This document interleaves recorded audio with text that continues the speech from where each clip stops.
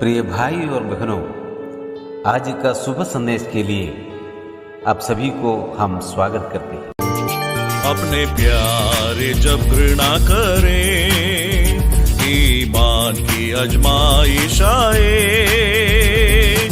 स्वर्गीय भवन में ले जाने तक महान परमेश्वर बदलेगा नहीं। स्वर्गीय भवन में ले जाने तक महान परमेश्वर बदलेगा नहीं। जीवन भर मैं गाता रहूंगा पावन प्रभु यीशु के लिए। अंतिम सांस तक मेरे गीतों से उसके ही नाम को महिमा मिले। अंतिम सांस तक मेरे गीतों से उसके ही नाम को महिमा मिले। आज का संदेश ब्रदर जेम्स नायर सूरज से बांटा जाएंगे। प्रार्थना के साथ सुनिए। परमेश्वर के अति पवित्र नाम की महिमा हो।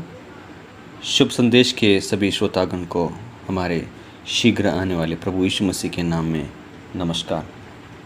आज के मनन के लिए यूहन्ना का सुसमाचार उसके 6वें अध्याय हम कलम 67 और 68 को पढ़ेंगे।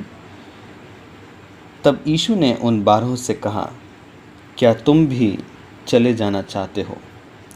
शमौन पतरस ने उसको उत्तर दिया, हे प्रभु, हम किसके पास जाएं? अनंत जीवन की बातें तो तेरे ही पास है। परमेश्वर उसके वचन को पढ़े जाने पर उनके आशीष हम पर बरसाएं। आज के इस महामारी के संदर्भ में जहाँ चारों ओर मातम छाया हुआ है, जहाँ चारों ओर अंधेरा और निराशा और मौत के छाए में लोग जी रहे हैं, केवल परमेश्वर का वचन एक है जो हमें दिलासा, आश्वासन, सांत्वना और उतना ही नहीं, एक उम्मीद दे सकती है। जो वचन को हमने अभी पढ़ा उसका पृष्ठभूमि इस प्रकार है। मसीह ने उनके बारे में या उनके मकसद को जब लोगों को बताया कि वो किस लिए इस संसार में आए और अनंत जीवन केवल उन्हीं के पास है, कुछ लोगों को ये समझ में नहीं आया और वे अपने बाप दादों या पूर्वों को तुलना करते थे, उनके साथ मसीह को तुलना करते थे। यानी कि यहूदियों का जो शुरुआत है, इस्राएली लोग जो हम कहते हैं, पुराने नियम में मिस्र से उनको परमेश्वर ने छुड़ाया था और उनको लेकर गए एक नई जगह में, कनान देश, जहाँ पर वे आज भी स्थित है और अपना एक बड़ा राज्य स्थापित हुआ है। तो उनका जो शुरुआत हुआ है वो मिस्र से उनको परमेश्वर ने बाहर छुड़ा कर लाया। तो उनके उस सफ़र में जब उनको रोटी की ज़रूरत पड़ी तो परमेश्वर ने उन्हें स्वर्ग से रोटी खिलाया। और उसी विषय को आप यहाँ पे इस अध्याय में देख सकते हैं। लोग पूछते हैं मसीह से, हमारे पिताओं ने तो मन्ना स्वर्ग से खाया, परंतु मसीह कहते हैं तुम्हारे पिताओं ने मन्ना स्वर्ग से खाया लेकिन वे मर गए। सही में, हकीकत में स्वर्ग से उतरा हुआ रोटी मैं हूँ। जो भी मुझ पर, मेरे पास आएगा और मुझ पर विश्वास करेगा वो कभी नहीं मरेगा। आज सुबह के समय ये जो बात है हमारे दिल में बहुत ही छूने वाली, आश्वासन देने वाली बात है। तब ये बात जब मसीह ने लोगों को बताया, बहुत लोग ठोकर खाकर वापस चले गए, क्योंकि वो ये मानना नहीं चाहते थे कि वो उनके पूर्वजों से बड़े हैं। लेकिन उनके 12 चेलों उनके पास हैं अभी, और उन 12 चेलों को मसीह पूछते हैं, क्या तुम भी वापस चले जाना चाहते हो? तो पतरस क्या कहता है कि हे प्रभु, हम किसके पास जाएं?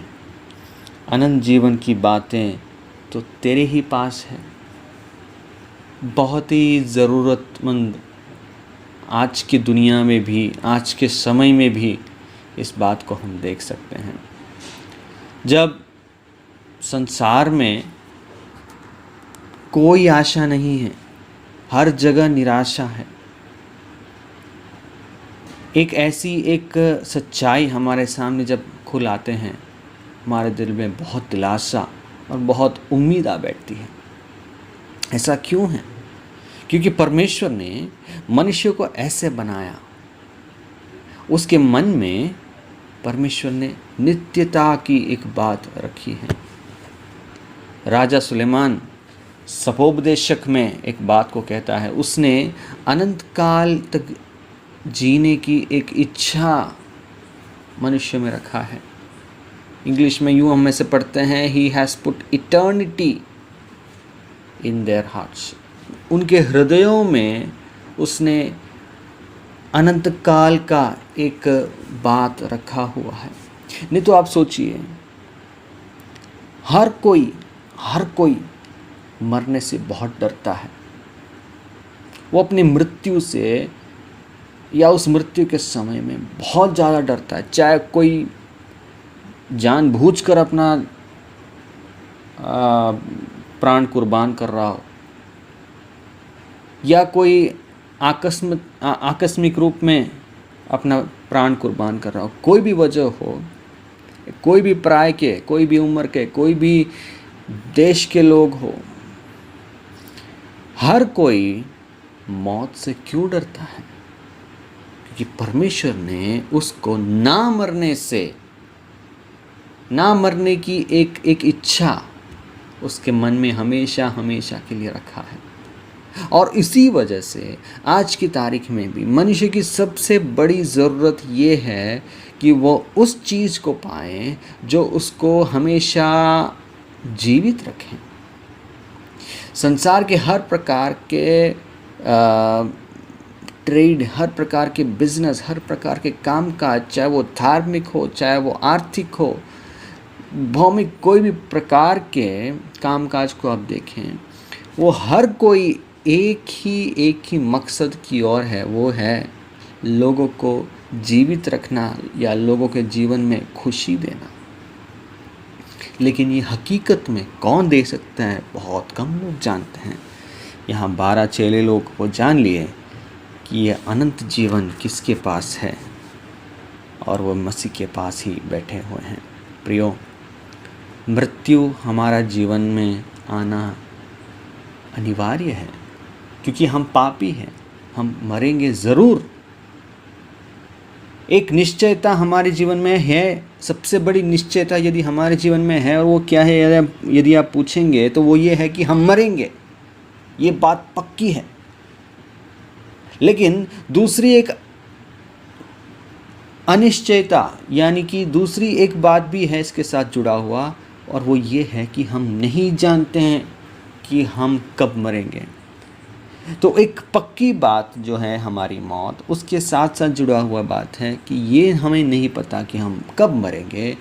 ये दोनों बातें मिलकर मनुष्य को बहुत हैरान कर देती हैं, बहुत उसको असमंजस में और उसको एक ऐसी एक दुविधा में गिरा देते हैं कि उसको समझ में नहीं आता किसके पास जाएं। इसलिए अशांति, और लोग मोक्ष के नाम पे क्या क्या नहीं करते हैं प्रियो।